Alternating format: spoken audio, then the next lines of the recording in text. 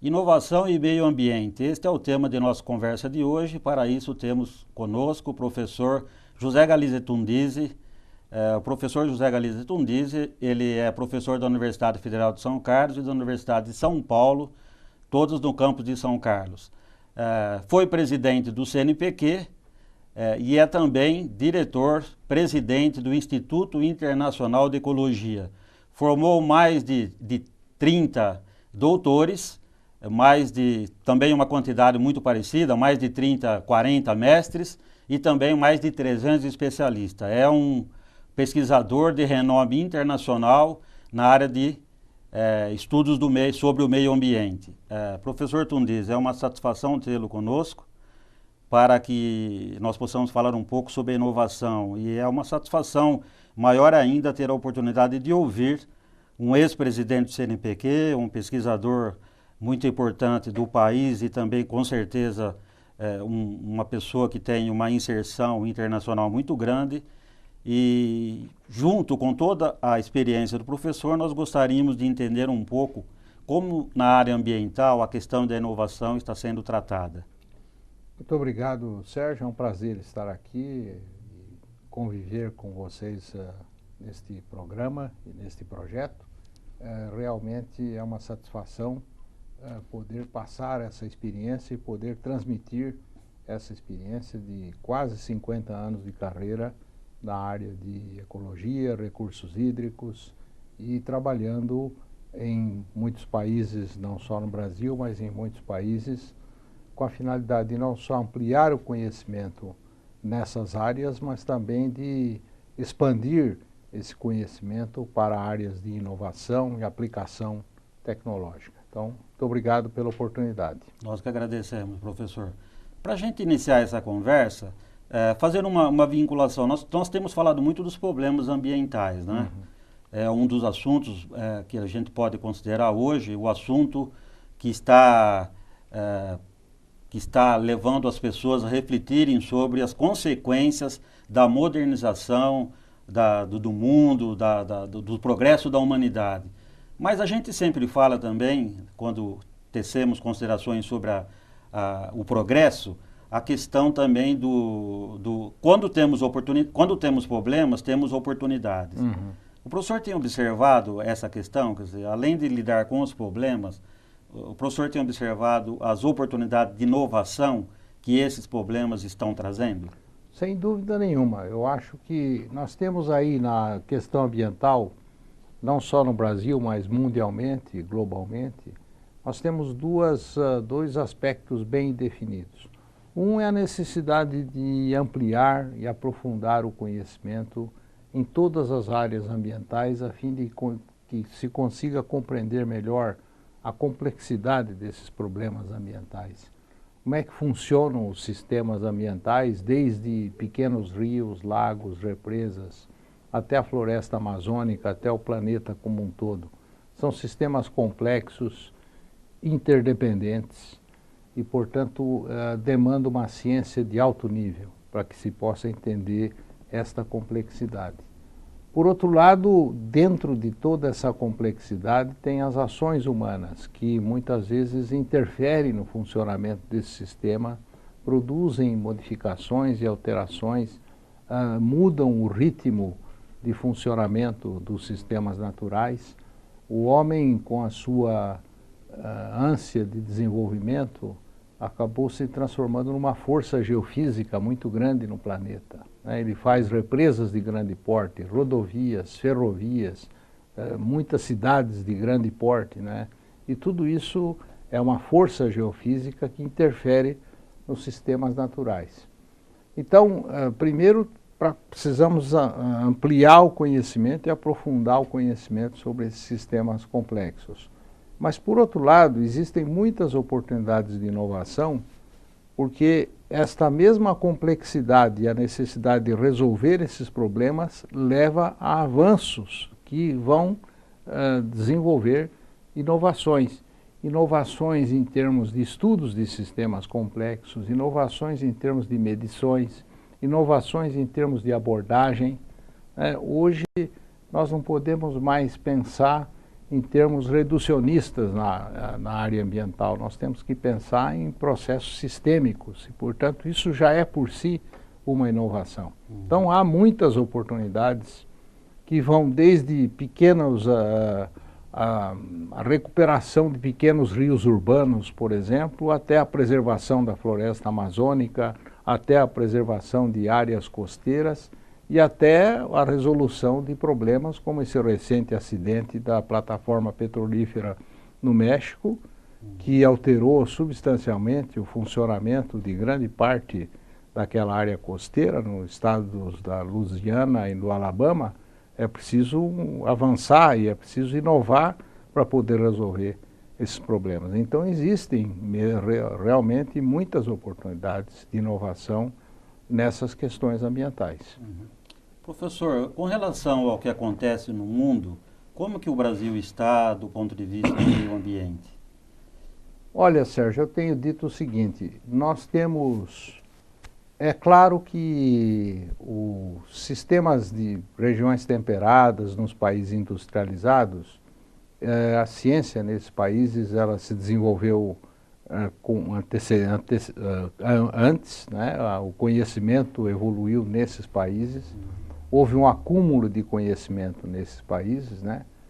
E, portanto, nós temos um atraso, não no sentido de atraso científico, nossa ciência é tão boa como a ciência que se faz em qualquer outro país do mundo, mas no conhecimento desses processos. Isso porque nós começamos a trabalhar nessas questões ambientais, né, mais tarde, já no século XX, a partir da segunda metade do século XX, é que acelerou bastante o trabalho e a formação de especialistas nessa área de meio ambiente no Brasil. Mas, por outro lado, também nós estamos trabalhando em sistemas tropicais, né, que têm um outro tipo de funcionamento. Eu nunca me esqueço de um trabalho que eu fui fazer na Alemanha com o professor Overbeck, que estudava um pequeno lago na cidade de Plön, na região do norte da Alemanha, e eu trabalhava no Rio Doce, né? E mostrei alguns resultados para ele. Disse, você tem que lembrar que o que acontece neste meu lago em alguns dias ou algumas horas, no seu lago acontece em alguns minutos por causa da temperatura. E, portanto, nós trabalhamos com outros processos. Mas isto não quer dizer que nós estamos atrasados no conhecimento. Nós avançamos muito o conhecimento. Nós estamos procurando ampliar esse conhecimento e aprofundar o conhecimento dos sistemas naturais do Brasil e dos impactos, e procurando, naturalmente, agregar os impactos aos sistemas naturais e as consequências dos impactos para poder resolver. Eu sempre digo que nós temos um grande volume de conhecimento acumulado, mas o que nós precisamos é aplicar esse conhecimento nessa área ambiental. Isso realmente ainda se encontra numa fase, eu não diria incipiente, porque já passamos dessa fase incipiente, mas é preciso acelerar essa transferência, essa aplicação do conhecimento. Aí é que vem a inovação. Porque uma coisa é você produzir conhecimento, produzir papers, produzir livros que estão espalhados pelo mundo. Hoje se publica praticamente tudo em inglês, se publica nas melhores revistas internacionais. As publicações brasileiras na área de meio ambiente têm alcançado uma dimensão muito grande em todos os... é só você abrir a revista Science, você vê quantos trabalhos de brasileiros na área ambiental tem lá, em grandes redes, inclusive. Mas o problema é esse, é que nós precisamos usar esse conhecimento para desenvolver mais tecnologia e para que essa tecnologia seja aplicada em benefício de recuperar sistemas ecológicos, de melhorar a qualidade de vida dos cidadãos. Por exemplo, eu tenho insistido muito na relação entre meio ambiente, qualidade de vida e saúde humana. Existe uma relação muito estreita. Isso depende muito dos impactos das ações humanas sobre o meio ambiente e das dos problemas relacionados, por exemplo, com doenças de veiculação hídrica ou outras doenças respiratórias, por exemplo, que dependem muito da deterioração da qualidade do ar. E, portanto, é preciso acelerar esse processo de transferência. Aí existe uma oportunidade grande de inovação que precisa desenvolver. Inovação no sentido de melhorar essa abordagem, ter uma abordagem mais sistêmica, mais de processos complexos e, além disso, inovações, por exemplo, na área de medições, na área de desenvolvimento metodológico, né? E com isso tecnologias, transferências de tecnologia. Portanto, eu vejo que aí sim nós precisamos investir mais e precisamos abrir novas oportunidades para resolver esses problemas. Quando o senhor fala sobre a inovação, vamos dizer, essas inovações que são necessárias, que nós estamos então caminhando e acelerando dentro daquela ideia do ciclo virtuoso da inovação, né? Ciência, tecnologia e inovação, o senhor percebe que seriam mais inovação tecnológica no sentido de gestão ou também de produtos? As duas coisas, seguramente as duas coisas, porque precisa realmente melhorar a gestão e fazer uma inovação na gestão. Eu coordeno um projeto mundial de formação de gestores em recursos hídricos. E nesse projeto, em diferentes países, são Brasil, Polônia, Jordânia, Rússia, China e África do Sul, um processo que nós estamos desenvolvendo com todo vigor é melhorar a qualidade e a capacidade de gestão de recursos hídricos. Aí precisa inovação, porque veja, o ciclo da água, o ciclo hidrológico, é um ciclo uno. Você tem águas atmosféricas, águas superficiais e águas subterrâneas. Para você fazer a gestão dos recursos hídricos, é preciso integrar esse ciclo. É preciso que você faça a gestão do ciclo.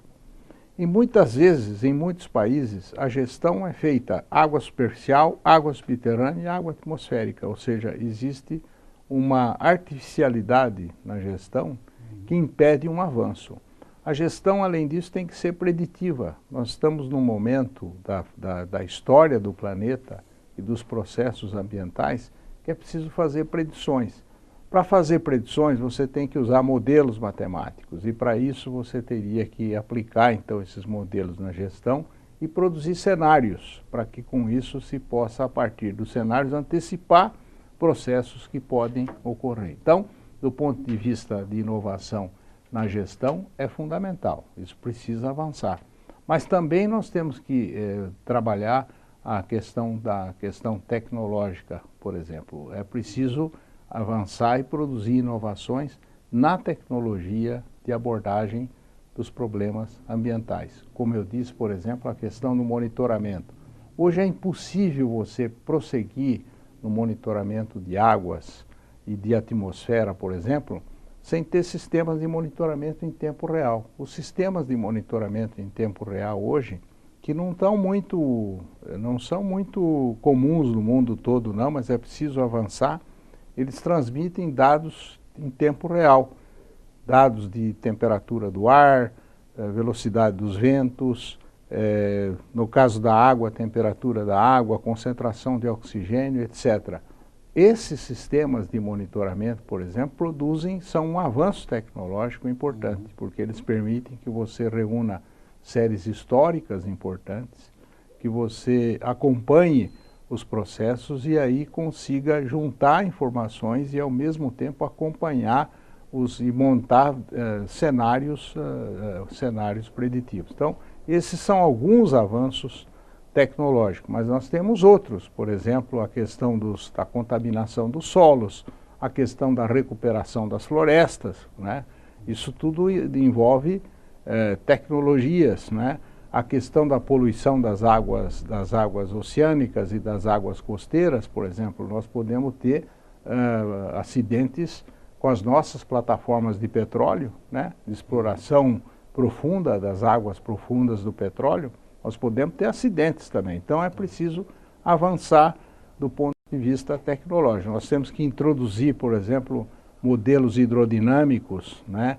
Em águas costeiras, em represas, em rios, em lagos, para compreender melhor os processos de circulação. Tudo isso é inovação tecnológica, que vai a partir daí, produzir uma verdadeira revolução no processo de gestão e de melhorar as condições ambientais.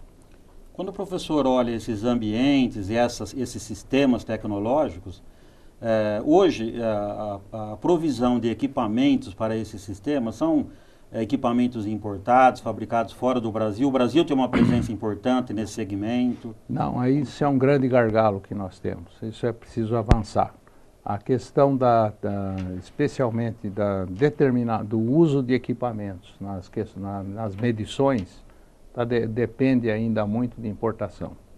Nós mesmos desenvolvemos um sistema de monitoramento em tempo real de qualidade de água, mas eu só uso sondas importadas porque as sondas fabricadas no Brasil ainda não têm uma tecnologia adequada para aquilo que nós precisamos. Então, eu acho que aí existe uma necessidade grande de investimentos para a produção de equipamentos, de novas gerações de equipamentos, de medições, equipamentos de laboratório, equipamentos de campo. Já existem naturalmente iniciativas, mas é preciso avançar mais nessas iniciativas de modo a termos mais independência com relação a isso. Professor Tundizi, nessa questão, então, aprofundando um pouco essa questão do desenvolvimento de tecnologia brasileira, os pesquisadores e as indústrias têm se aproximado, isso tem acontecido, a demanda e a oferta de equipamentos têm procurado trabalhar conjuntamente ou... Não, na área de meio ambiente tem havido progresso, sim, porque tem havido uma necessidade muito grande, como eu disse. Você tem conhecimento, esse conhecimento está acumulado nas universidades, nos institutos de pesquisa.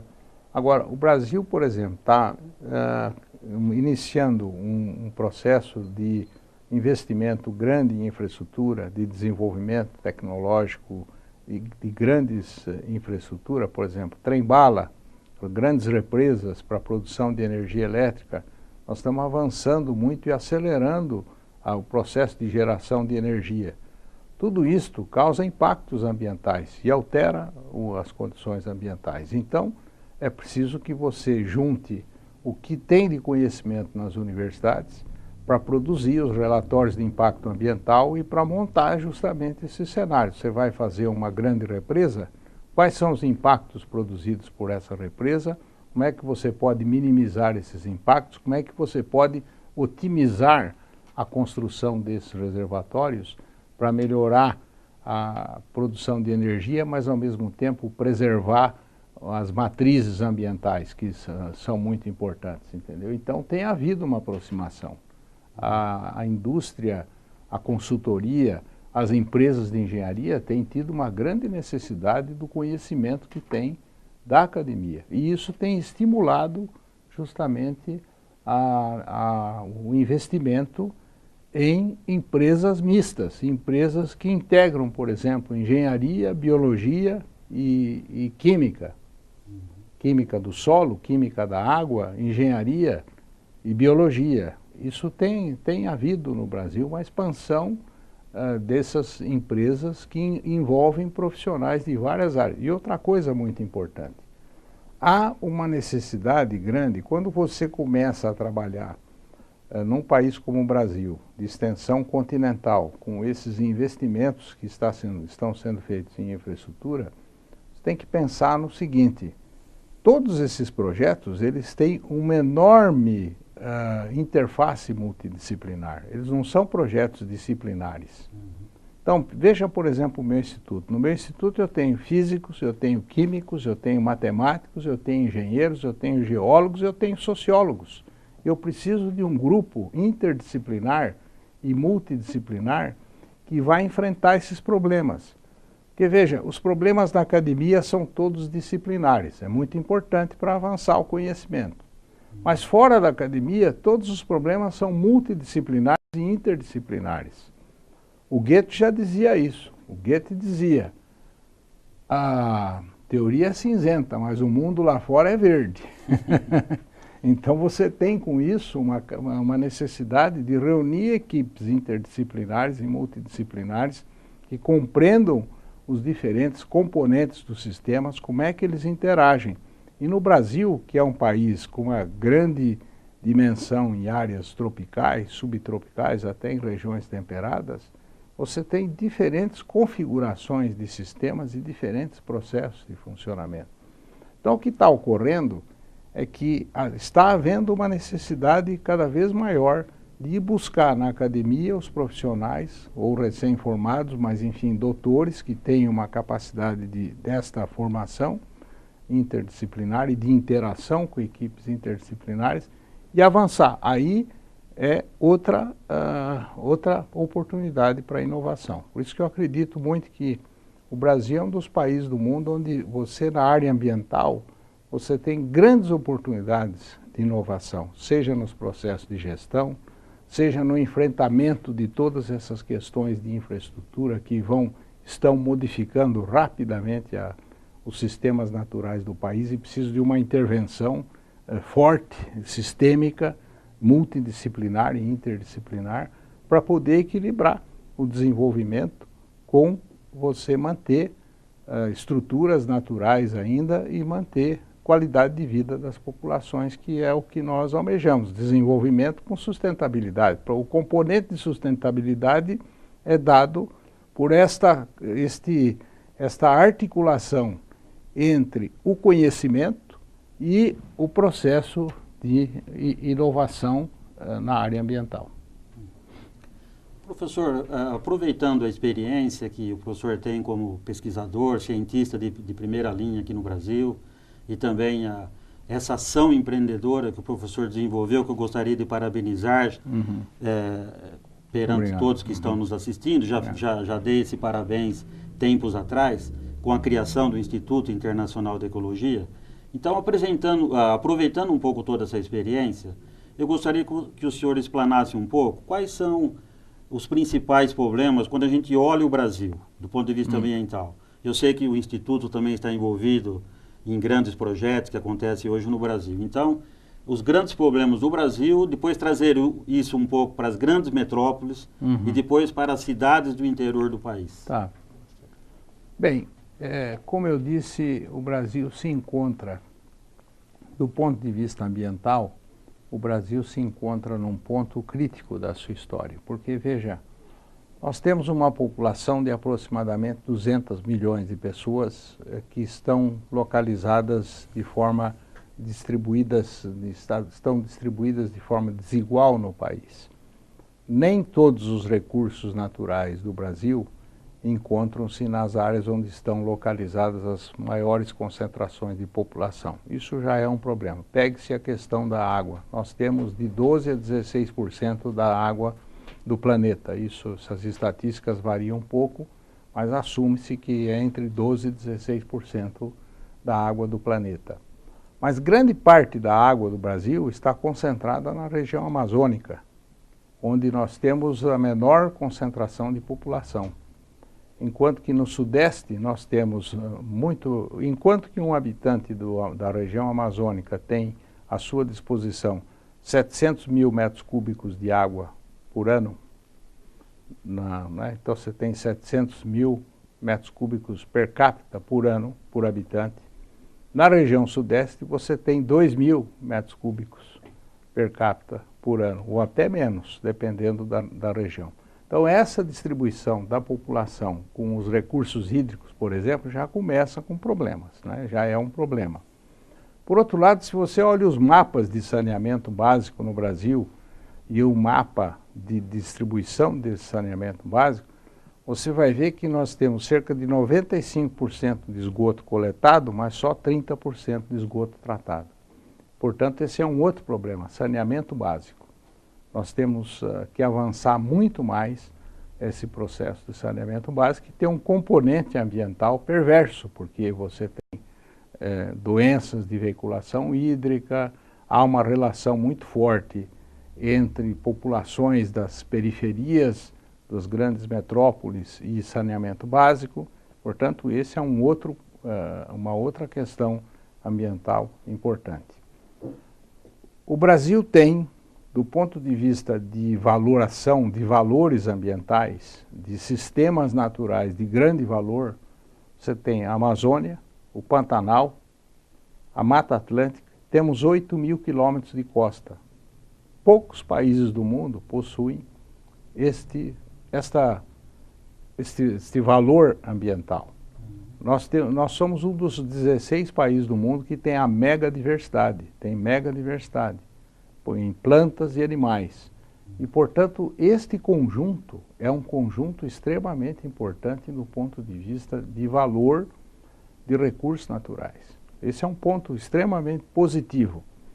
Então, veja, tem essa distribuição da população vis-à-vis a distribuição dos recursos hídricos. Temos, como eu disse, problemas sérios de saneamento básico, né, que ainda não estão resolvidos. É preciso avançar muito o saneamento básico no Brasil nos próximos anos. A questão do desmatamento da Amazônia foi muito bem enfrentada pelos últimos governos, né, mas não está ainda resolvida. Nós temos que deter esse desmatamento. O desmatamento da própria Mata Atlântica também, que é um ecossistema muito ameaçado, né? Então, são ameaças, o próprio Pantanal, então são ameaças pela ocupação do espaço, pelo desenvolvimento agrícola, etc.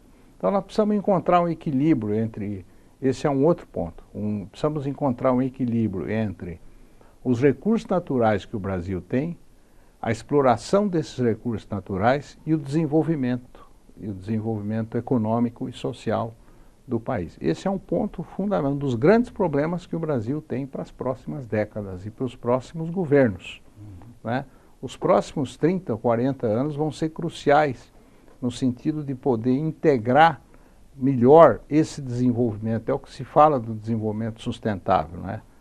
Ou seja, é você conseguir desenvolver o país, a economia do país, e desenvolver socialmente o país, preservando recursos naturais e construindo uma infraestrutura que preserve recursos naturais. Vou dar um exemplo bem claro. Grande parte da produção de energia do Brasil, hoje, ela é hidrelétrica. O Brasil é um país que escolheu cerca de 50%, 55% hoje é hidroeletricidade. O Brasil escolheu, isso é uma escolha da nação. Evidentemente, isto é um aspecto importante da nossa matriz energética, mas já 100% praticamente da matriz energética do Sul e do Sudeste já foi aproveitada. Hoje resta para você aproveitar a 70% do potencial energético do país se encontra na Amazônia. E eu tenho chamado muito a atenção sobre esse problema.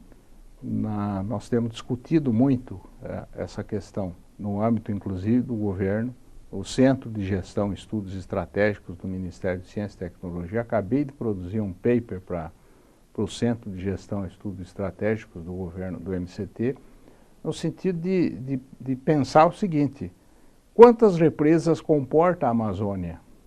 Como que nós vamos modificar um ecossistema que é único no mundo? E o que vai ser preservado desse ecossistema para gerações futuras? Há processos e mecanismos ainda desconhecidos, né? Os bagres da ilha de Marajó, eles migram até o rio Purus, 2.000 quilômetros, para se alimentar e se reproduzir no rio Purus, um rio que tem uma enorme diversidade. Vale a pena fazer uma represa nesse rio para produzir hidroeletricidade e transportá-la para o sul e sudeste? Então precisa pensar, esse problema precisa pensar muito, precisa pensar bastante do ponto de vista estratégico. Então, saneamento básico, preservação de recursos naturais, vis-à-vis o desenvolvimento socioeconômico do país, a questão da contaminação em geral. O país está submetido a um processo muito grande de contaminação de águas subterrâneas, contaminação de águas superficiais. Acabei de dizer que somente 30% dos nossos esgotos são tratados. Então, as águas estão se deteriorando, as águas superficiais e as águas subterrâneas. Então, esses são problemas que temos que atacar de frente, com bastante vigor e com muitos investimentos. Não só de conhecimento, mas investimentos em infraestrutura, né? Do ponto de vista dos grandes centros urbanos, aí reside um problema sério também, porque nos grandes centros urbanos, São Paulo, Rio de Janeiro, Florianópolis, Recife, Salvador, Fortaleza, Manaus, as áreas periféricas desses grandes centros urbanos são um problema social e ambiental e de saúde humana. Esse também é um vasto e enorme espectro de problemas que nós vamos ter que enfrentar no futuro. Eu tenho também chamado muita atenção que essas áreas periurbanas, né, elas não têm, muitas pessoas não têm acesso ainda à água, têm pouco acesso à água, elas têm um problema de saneamento básico e de infraestrutura de saneamento básico precário e têm problemas de saúde, principalmente vinculada às questões saúde humana, vinculada às questões ambientais. Então esse é um outro problema. Os grandes centros urbanos, São Paulo, por exemplo, né, Rio Pinheiros, o Rio Tietê, todos os programas que têm sido feitos, nós temos um passivo ambiental, sabe, Sérgio, no Brasil. Os problemas foram se acumulando. São Paulo é uma metrópole que em 1880 tinha 30 mil habitantes. Hoje tem 21 milhões. Esses problemas ambientais, o crescimento desordenado das grandes metrópoles, né, foi sendo feito de uma forma que todas as áreas de nascentes foram ocupadas. E nessas periferias residem uma grande parte de problemas ambientais, sociais e econômicos. Pobreza. Então você junta a pobreza, você não pode separar muito pobreza, meio ambiente e saúde humana. Isso, quando eu era presidente do CNPq, eu pedi para os sociólogos fazerem um projeto desse no Brasil. Eu disse, olha, vocês precisam juntar as equipes de sociólogos e de saúde humana e trabalhar nessa, e de meio ambiente, trabalhar a relação entre pobreza, saúde humana e meio ambiente, nessas áreas periféricas, né? Os pequenos municípios no Brasil também têm grandes problemas. Um dos problemas que eu tenho detectado é o seguinte, falta de apoio tecnológico. Uma prefeitura de 10, 15 mil habitantes, o prefeito não tem nenhum apoio tecnológico para desenvolver o município, para fazer um plano diretor. Ele tem poucos técnicos treinados, né? Geralmente esses grandes municípios, pequenos municípios, eles têm um rio que passa no município, até porque eles foram feitos sempre próximo de uma fonte de água, que é usada para recreação, né, que é usada para irrigar as hortas urbanas que são contaminadas. A maioria desses pequenos riachos dos municípios brasileiros, eles estão todos contaminados. Contaminados e espalham também doenças. É contaminado pelos aspectos do município em si ou pela agricultura? Não, esgotos clandestinos, deterioração dos mananciais, entendeu? E da vegetação ciliar, enfim, lixo urbano, pesticidas das áreas agrícolas. Então, todo esse conjunto de pequenos municípios que tem pequenos riachos, né? E não são os riachos, é a biodiversidade nesses municípios, é precária, a recomposição das matas ciliares do município.